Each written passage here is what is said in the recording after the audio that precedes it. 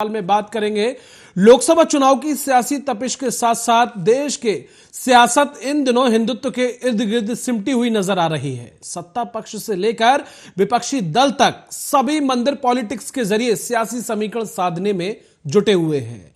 जैसे जैसे 2024 के चुनाव की तारीख नजदीक आ रही है, वैसे वैसे हिंदुत्व और मंदिर की सियासत भी तेज होती जा रही है। अयोध्या में राम मंदिर में रामलला की प्राण प्रतिष्ठा समारोह की तारीख करीब आ गई है।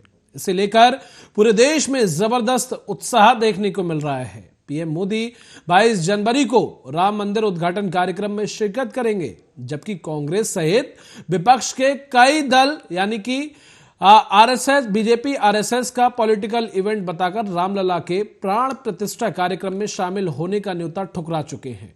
लेकिन सियासी मजबूरी ऐसी है कि मंदिर पॉलिटिक्स से खुद को दूर नहीं रख पा रहे हैं। बीजेपी हिंदू धर्म से जुड़े प्रतीकों को लेकर सिर्फ बात ही नहीं बल्कि आक्रामक तरीके से हिंदुत्व के मुद्दे पर खड़ी होती हुई भी नजर आ रही है। यही वजह है कि अयोध्या के राम मंदिर में 22 जनवरी को होने वाली भगवान रामलला की मूर्ति की प्राण प्रतिष्ठा कार्यक्रम के उपलक्ष्य में बीजेपी राष्ट्रव्यापी स्वच्छ तीर्थ स्वच्छता अभियान चला रही है और पीएम मोदी देश के अलग अलग मंदिरों में जाकर पूजा अर्चना और माथा टेक रहे हैं।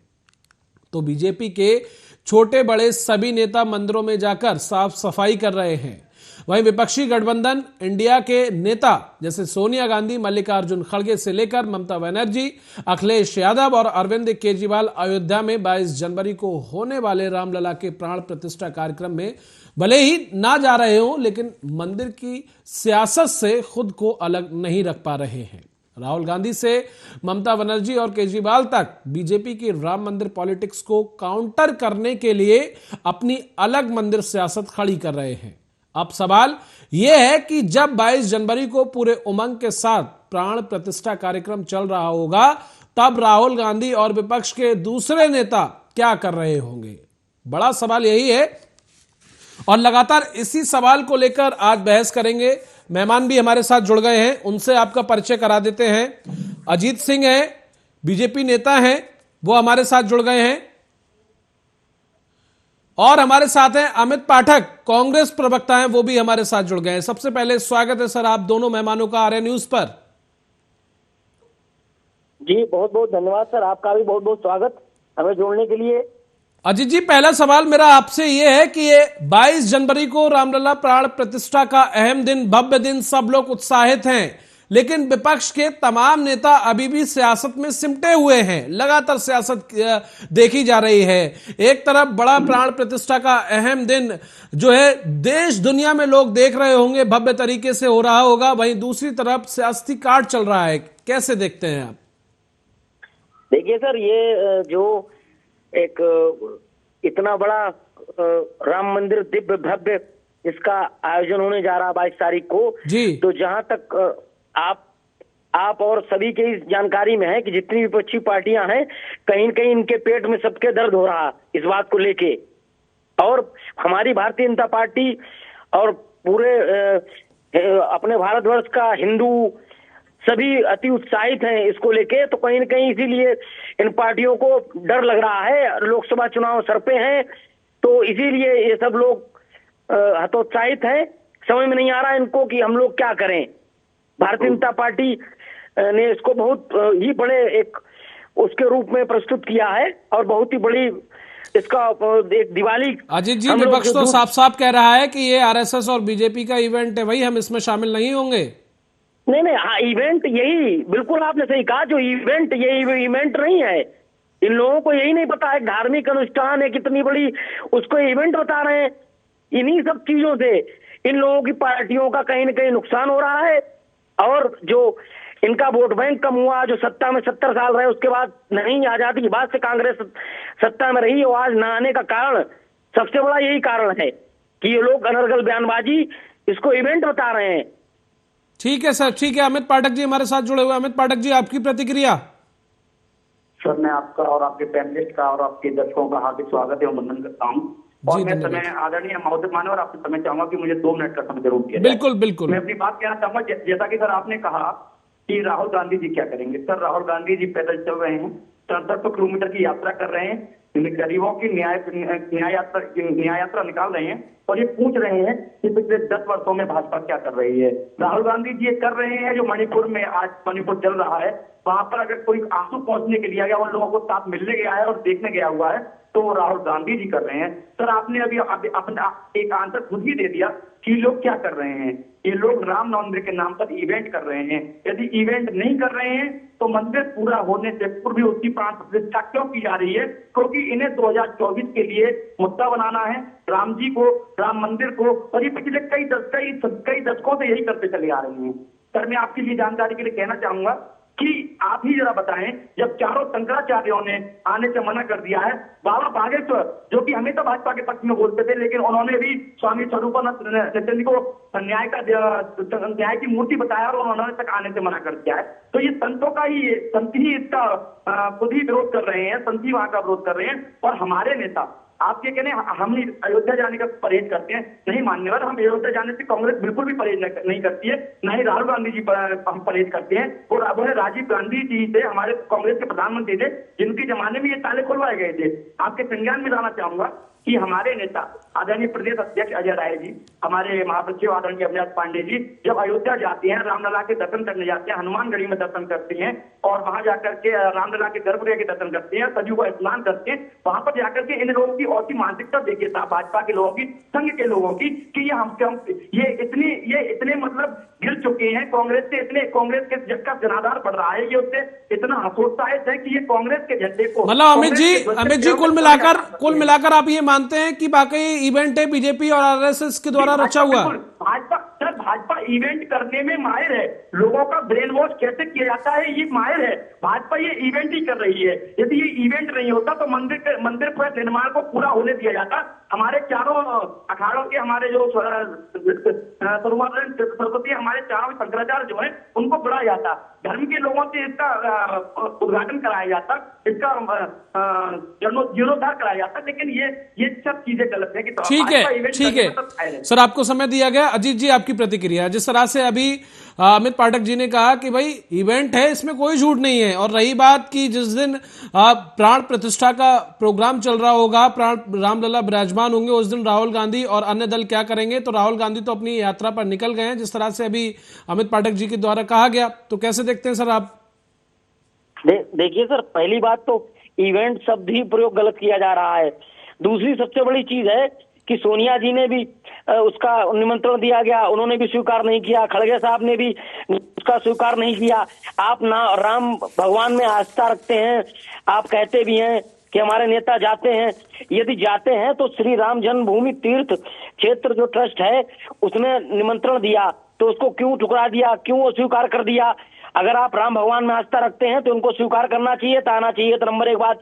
नंबर दूसरी बात, ये श्री राम जन्मभूमि तीर्थ क्षेत्र ट्रस्ट वो ही सबको निमंत्रण दे रहा है, इसमें भाजपा और संघ को भी जो तीर्थ ट्रस्ट है उन्होंने ही निमंत्रण दिया है। तो ये उसको इवेंट कहना गलत है, बार बार उसको इवेंट शब्द प्रयोग करना गलत है।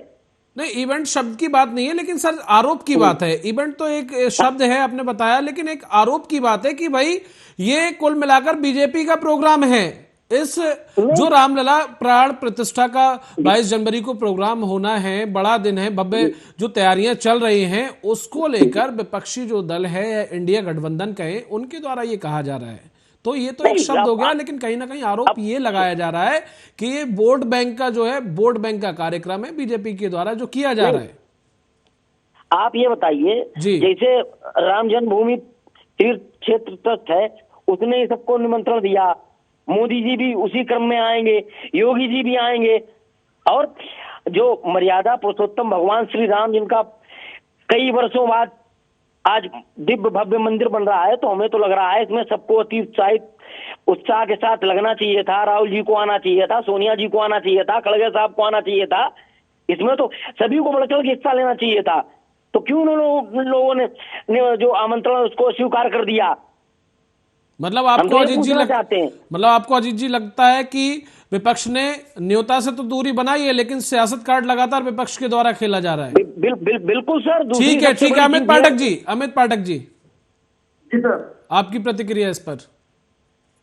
जी, ये लोग इन्होंने हमारे किसी भी नेता ने रामलला के कार्ड को, सबसे पहले ये कहना गलत होगा कि ठुकराया है। जी। हमारे नेता बिजी हैं, व्यस्त हैं, और हमारे नेताओं ने अपने पक्ष को वहां पर भेजा है, अपने लोगों को वहां पर भेजा जी। है। और सबसे पहले तो ये मैं बताना चाहूंगा, आज जिस तरीके से भाजपा देश में भाई को भाई से लड़ाने का काम कर रही है, भाजपा ने जो नफरत का बीज बोया हुआ है, आदरणीय राहुल गांधी जी न्याय यात्रा के साथ में पहले भारत जोड़ो यात्रा की थी और भारत जोड़ो न्याय यात्रा चल रही है, इसके साथ में भारत को जोड़ने का काम कर रहे हैं, देश से नफरत के बीज को हटाने का काम कर रहे हैं। मणिपुर में जो कृत्य हुए थे आदरणीय महोदय, मान्यवर आप भी नहीं बोलेंगे और ये भाजपा के प्रवक्ता है, बिल्कुल सर, इंटरप्ट नहीं करेंगे, आप बात पूरी कीजिए। बिल्कुल। अब मैं ये कार्यकर्ता इनको बताना चाहूंगा कि ये भूल गए हैं आज मणिपुर में उन बहनों को जिनके कपड़े उतार करके निर्वस्त्र करके घुमाया जा रहा था, उनके साथ रेप हो रहे थे। ये सरकार कहां सो रही है? बहती सरकार, दरिंदी सरकार। इसके प्रधानमंत्री को ये पूछने तक का समय नहीं था कि मणिपुर में आखिर हो क्या रहा है मान्यवर। और ये बात करते हैं देश को चलाने की। आज सिलेंडर की कीमत क्या है, रसोई गैस की कीमत क्या है, और ये रामलला पर राजनीति कर रहे हैं। इन्होंने पिछले 3 दशकों से राम जी के नाम पर राजनीति की है, राम जी के नाम पर ये आज तक अपनी एजेंसियों को हर विपक्षी नेता के घर पे घर पे डाल रहे हैं, उनके घर पे डाका डालने का, चाहे वो ईडी हो, सीबीआई हो, सारी एजेंसियों को इन्होंने चुनावी अपना सीओ बना रखा है। लेकिन आज तक ये नहीं बता पाए कि आके जम्मू कश्मीर में 200 करोड़ आईडीएफ आया कहां से था मान्यवर। और ये पाकिस्तानियों को बुला करके और उनको सबूत देती है, इनको शर्म आनी चाहिए मान्यवर। ये किस तरह चीन हमारी छाती पर चढ़ रहा है, लेकिन उससे कोई मतलब नहीं है। लेकिन ये भाजपाई लोग केवल और केवल मात्र इवेंट करने में व्यस्त है मान्यवर। बिल्कुल। देश के लोगों के साथ में केवल और केवल मात्र ये इवेंट कर करके देश के लोगों को गुमराह बनाया। जब कांग्रेस से सत्ता छोड़ी थी मान्यवर, तो देश के लोगों पर 54 लाख करोड़ का कर्जा, लेकिन आज देश पर 200 लाख करोड़ से भी ज्यादा का कर्जा। आखिर ये देश का कर्जा कौन चलाएंगे? मोदी जी तो कल को झोला उठाकर चल देंगे। उन्हें क्या था हमारे पास में? वो तो कहते ही है कि मैं झोला उठाकर चल दूंगा। ये कांग्रेस का ही, ये केवल मात्र कांग्रेस का ही लोकतंत्र था, ये मात्र कांग्रेस का ही लोकतंत्र था कि केवल और केवल आप यहाँ पर आज के इस्तीफा दिया और देश का प्रधानमंत्री बन सको। ये कांग्रेस का लोग था। लेकिन आज आपने देश की सारी एजेंसी हत्या रखी है। देश के विपक्षी नेता को डराने का, धमकाने का, उसको घुटाने का काम आप कर रहे हैं। अजीत जी जवाब दीजिए। किस मुंह से ये बात करते हैं?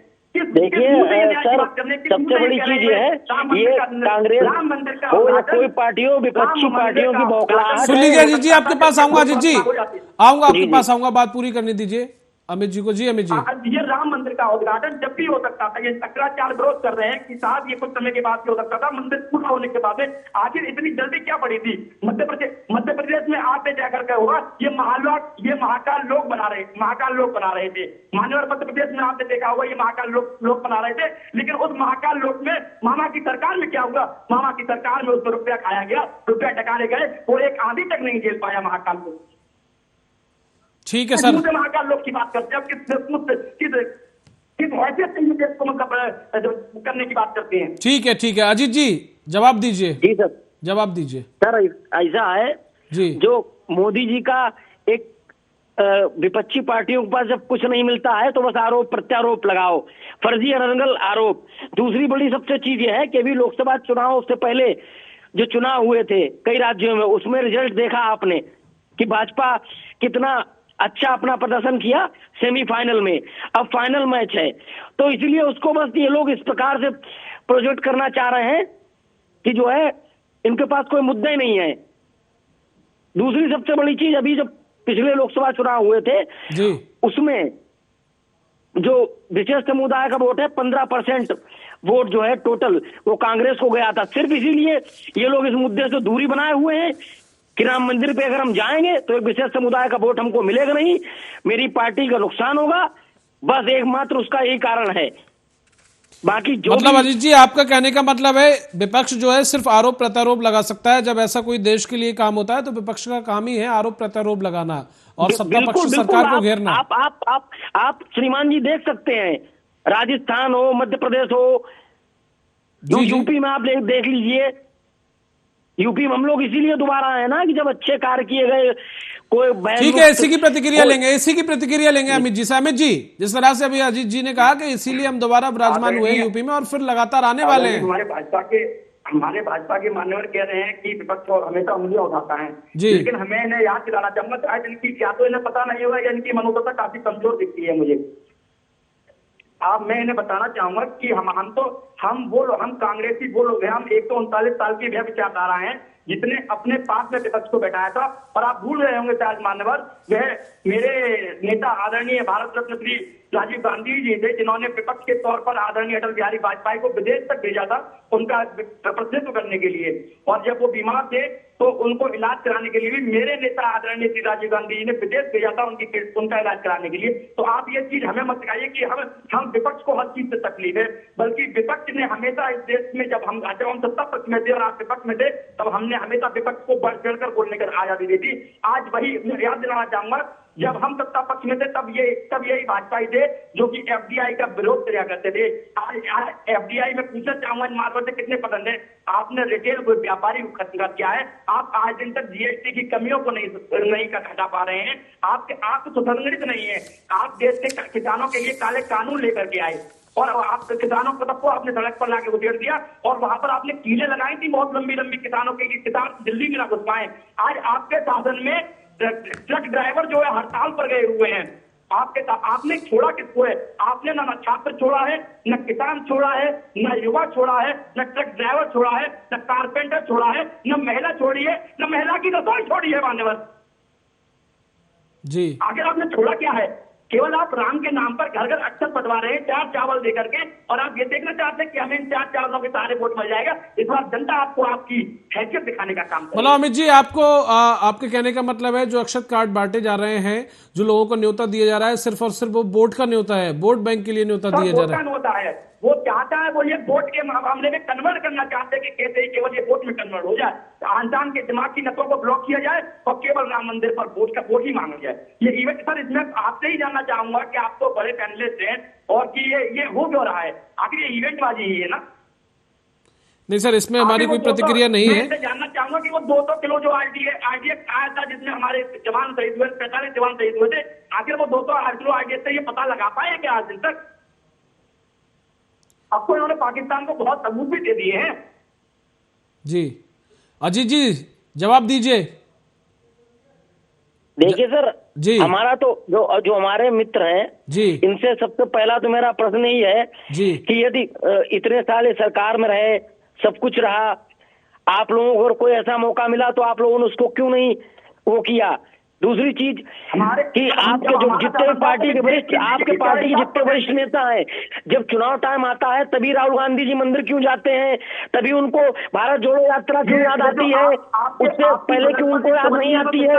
दूसरी सबसे बड़ी चीज, जो श्री राम जन्मभूमि क्षेत्र ट्रस्ट ने इनको निमंत्रण दिया, उसको क्यों ठुकरा दिया? क्यों नहीं आ रहे हैं? तब हमने छोड़ चुके थे। चुनाव आया तो राहुल गांधी भारत जोड़ो यात्रा, उससे पहले बात नहीं आती है।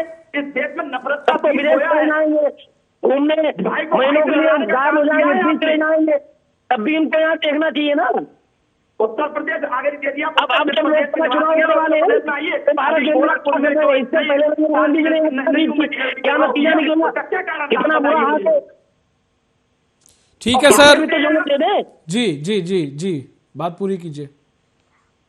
हाथरस में आपके साथ में बेटी के साथ में क्या हुआ, क्या आपको पता नहीं? आपका राज्य मंत्री अजय मिश्रा टहनी का लड़का क्या कर रहा था? आप इस बात का जवाब दे दें कि चुनाव टाइम में ही क्यों राजनीति से कोई नहीं सकती है भारत जोड़ो यात्रा की? प्रदेश आपके उसके बाद निकलेंगे फिर कोई नहीं मिलेगा सर। अब बिल्कुल बिल्कुल, बिल्कुल, लेकिन एक आखिरी प्रतिक्रिया, वक्त का अभाव है सर, आप दोनों मेहमानों से एक आखिरी प्रतिक्रिया लूंगा। और सबसे पहले सवाल मेरा अमित जी आपसे है, और सवाल ये है कि जिस तरह से ये प्राण प्रतिष्ठा का एक भव्य आयोजन होने जा रहा है 22 जनवरी को, लेकिन आपके जो दिग्गज नेता हैं राहुल गांधी, वो इन दिनों भारत जोड़ो न्याय यात्रा पर निकले हुए हैं और आज वो नागालैंड में थे, और उन्होंने लोगों से बातचीत करते हुए यही कहा कि जब लोगों ने उनसे पूछा कि आप इसमें शामिल होंगे नहीं होंगे, तो उनके द्वारा यही कहा गया कि हम भगवान श्री राम को पूरा मानते हैं, भगवान को पूरा तवज्जो देते हैं और मंदिर भी जाएंगे, सब काम करेंगे, लेकिन इसमें शामिल नहीं होंगे क्योंकि ये बीजेपी और आरएसएस का इवेंट है। कितना सहमत हैं सर आप?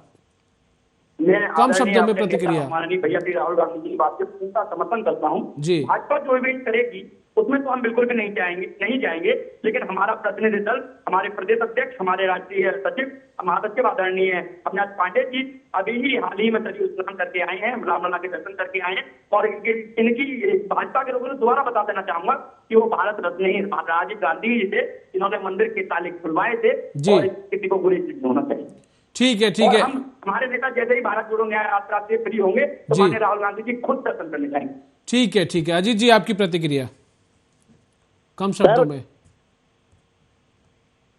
एक तो सबसे बड़ी चीज आपको बता दें कि मोदी जी की कब से प्राइम मिनिस्टर बने कोई एक आरोप नहीं लगा सकता मोदी जी पर कि ये घोटाला हुआ उनकी सरकार में। कांग्रेस सरकार में आप दे सकते हैं जी 2G कॉमनवेल्थ, मतलब एक बार हमें सरकार झड़ी लगा दी घोटालों की। आपके जनता देख रही है। अजीत जी, आप अपनी बात पूरी कीजिए, वक्त का अभाव है, बात पूरी कीजिए। सब देख रही है कि जब चुनाव टाइम आए तो आ जाइए यात्रा करने। भगवान को मानते नहीं है, भगवान के उसमें जाएंगे भी नहीं। अगर आप आस्था रखते हैं तो क्यों नहीं जाएंगे आप?